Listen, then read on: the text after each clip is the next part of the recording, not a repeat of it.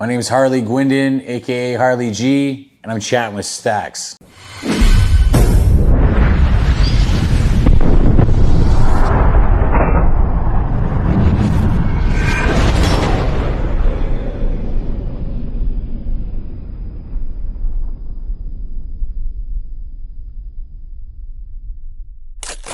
Welcome to this episode of Chatting with Staxx. I'm your host, Bill Staxx, and today I got Harley Guindon. Do you think you're going to run into problems?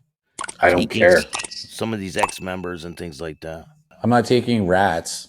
I'm taking guys that got into issues, and there was envy, right? People were playing games for money. This isn't about money, right? So if I know your polys before I take you, right? So if your polys are fucked up, I don't take you. I have nothing wrong telling a guy no to his face. Like, I've already said no. Guy's trying to come correct. I'm like, I don't want you. You're a cancer. Stay over there. I don't want you. So it's not about the money. It's not about the numbers. It's actually about having the right people in the right places. I just happen to know everybody from the penitentiary system in Ontario. So I know everybody from every hood, and they all know me. And then there's the whole biker thing behind the street shit, and then the jail shit. And that's how I know everybody from coast to coast in my country, right?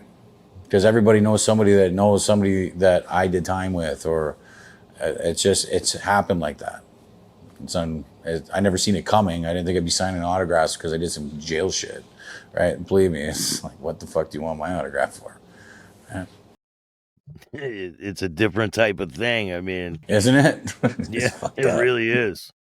I mean, they're doing articles about you and everything, and the cops, they have it out for you. Yeah. They look at this like it's a criminal organization, and the media spins things a different way with motorcycle clubs. What do you have to say for the police that are watching this? We are not a criminal organization.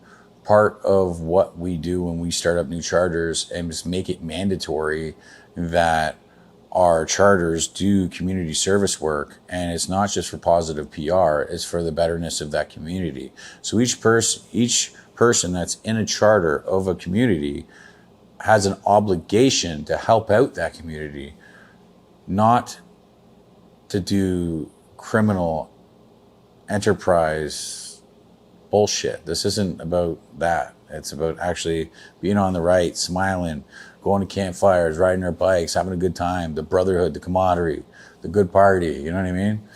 Like, I'm not into all that other bullshit. I'm actually like, my mind is on some old school biker shit. So we're not taxing businesses. We're not hurting innocent people. We're not bombing places and doing all this other crazy shit, right?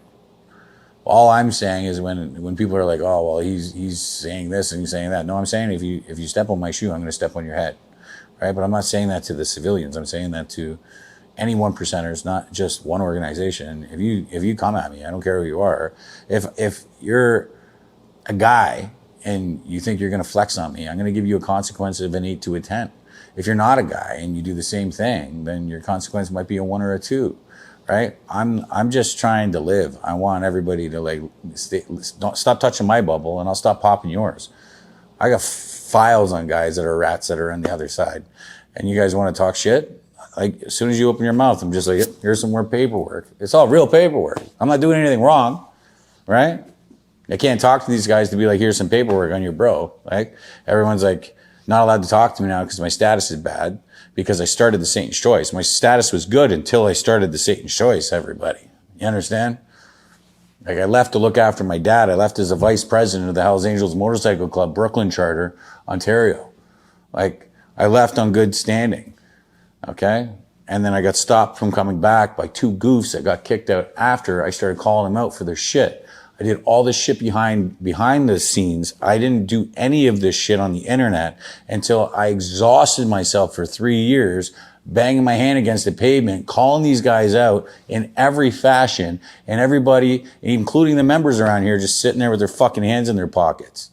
Fuck you. Sit down. This is my time now. Okay? That's where I'm at. Walk me through the day that you left.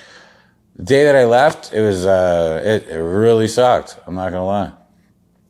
Yeah, like Like I left on good terms. Like I wasn't asked to leave. I was begged not to leave. There's a difference there, right? I didn't have the time for it.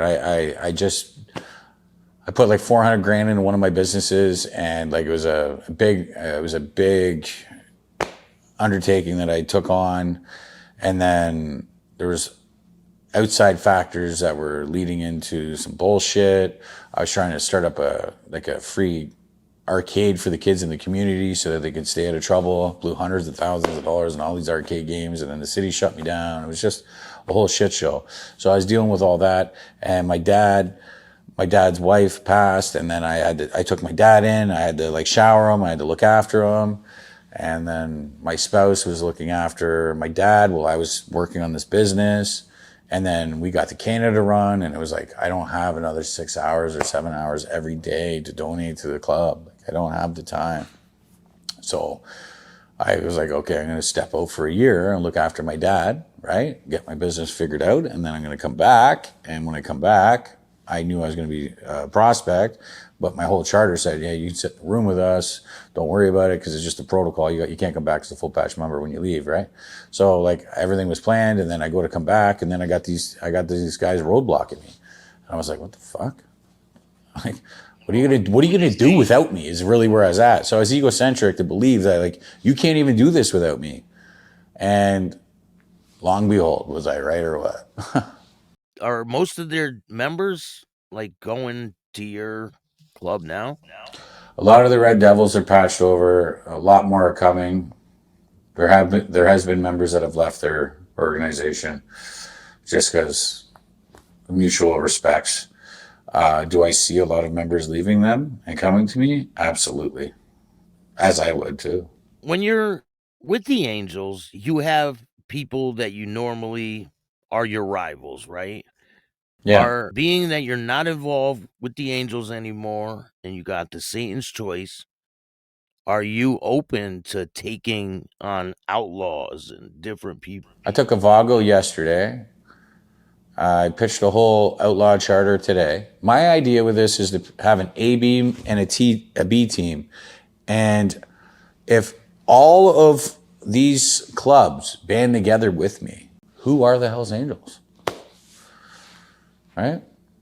Like, I'm talking in Ontario, but it could be worldwide. I'm saying, like, if we would outnumber them 6-1, and it's not like they're doing anything right. In my opinion, they're doing everything wrong. So I don't mind being the face of it. I know what happens to me, dead or in jail, and I'm willing to accept it. But you know what? What I started here is going to keep running forward, and there's the right people all across my country that are going to keep it going. And I don't care what happens. It is what it is. I'm about it. So whatever happens, happens. Let's get at it. Do you think there's people out there that want you dead? Oh, I'm sure there is, yeah. I pissed off a lot of people. I'm not going to cry about it, though. Come do something about it. The Rock Machine was pretty big up there. Are they still big up there now? And do you take people from the Rock Machine as well? The last Rock Machine that I bumped into, I drowned him almost brain dead in a jail toilet in the Ottawa bucket. So Yeah, I heard about that one. yeah. What is that because there's a rivalry up there? There was kind of. Now it's a little different. We did the patch overs with Ontario, so there is no more Rock Machine in Ontario, and we've been talking to others from other provinces and states. So hopefully we can just band together. I don't know why we're all running.